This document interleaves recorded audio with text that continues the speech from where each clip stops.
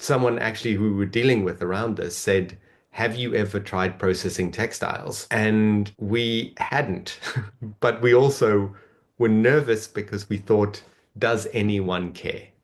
Because what we had built previously, we had a solution, but no market for it. In this case, we tested it. We got very positive results. We reported the results back to people who we were dealing with. And we also said, hey, do people actually care? And I joke, sometimes it's better than having the solution is having the solution at the right time. And when we were first introduced to Patagonia, in fact, when they called us to find out what we were doing, we realized that if people were calling us rather than us trying to chase people the whole time, there was probably something real here. And so we actually ended up transitioning the company completely into textiles and fashion and into recycling. So where we differentiate, and just to be clear what exactly we do, we recycle blended textiles, specifically polyester and cotton blends, and return both the polyester and the cotton back into the textile supply chain.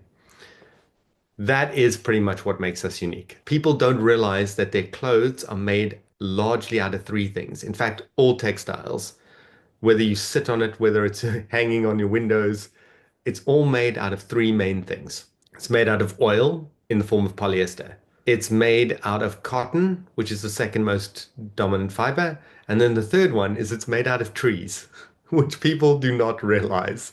But to get something that had that more natural feel, that could absorb water, which polyester can't, you turn to making tree-based fiber.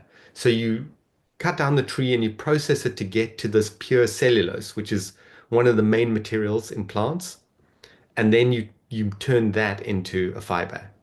Instead of using trees, we can take the waste cellulose that's in cotton, because cotton is actually a very pure form of this material, and we can take that and purify that and make that in, so we need less trees. Textiles is one of the oldest industries that we have ever had as a species.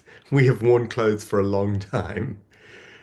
It was the root of the Industrial Revolution. And in fact, so many of the wealthiest cities at times in the world have been around textiles and textile production.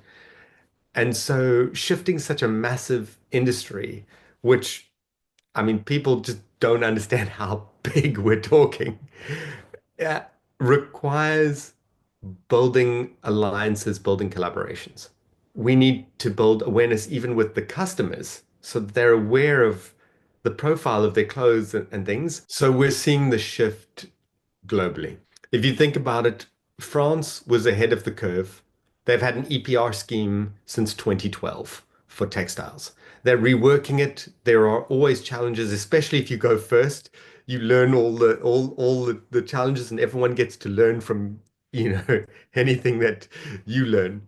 So polyester, when they say it's got recycled polyester in clothes, they mean it's made from plastic bottles. Now they can't make it from plastic bottles because those bottles are being rerouted to bottles. And so there's a need and a growing interest in textile to textile recycling. So I would say I see green shoots and growth and development in regulation globally actually around a lot of this. I think if we recognize the true cost of some of our virgin resources, so we balance the playing field between recycled and recovered materials, that would be probably the biggest thing. Because right now we have created situations where we don't recognize the true cost of things. And so it seems much cheaper and easier to just mass extract resources from the earth and do everything with virgin. And I don't think we're counting the true cost. Why do we buy clothes? Is because it's a personal branding thing. It's the cover of our book. And so it's what we show to the world as part of who we are. Telling people that are now getting disposable income that they can't buy clothes, just I don't think is going to work. So I think for a while, textile consumption is unfortunately going to keep going up. We're not going to be solving this problem in the near term by reducing consumption at a global level. Long term, I think the biggest thing we need to do is we need to learn to love our clothes again.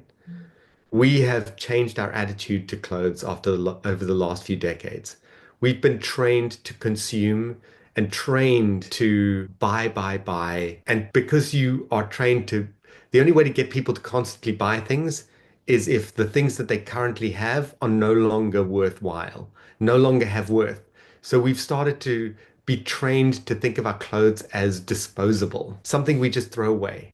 When you can pay less for a t-shirt than a cup of coffee, you're not going to look at that t-shirt as valuable. It's just the way it is. There's no embedded value in your mind. And no one Exactly. stops to think either about why is your t-shirt less than a cup of coffee when the Exactly. production that goes into that, the materials that go into that are so, are so much. If you associate monetary value with the value of everything, then a £3 t-shirt is, a triviality for most developed world economies. Like your bus ticket may have cost you more, Mhm.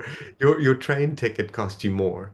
So you start to look at we as human beings look at things as relative value. Mhm. And I'm not saying we need to suddenly make the clothes, each t-shirt is $100 or €100 or £100, but again, it goes to that thing about not recognizing the actual cost of something and only recognizing the price of something and not recognizing what the costs were to get the price to that point, socioeconomically and from a resource like pillaging the planet perspective.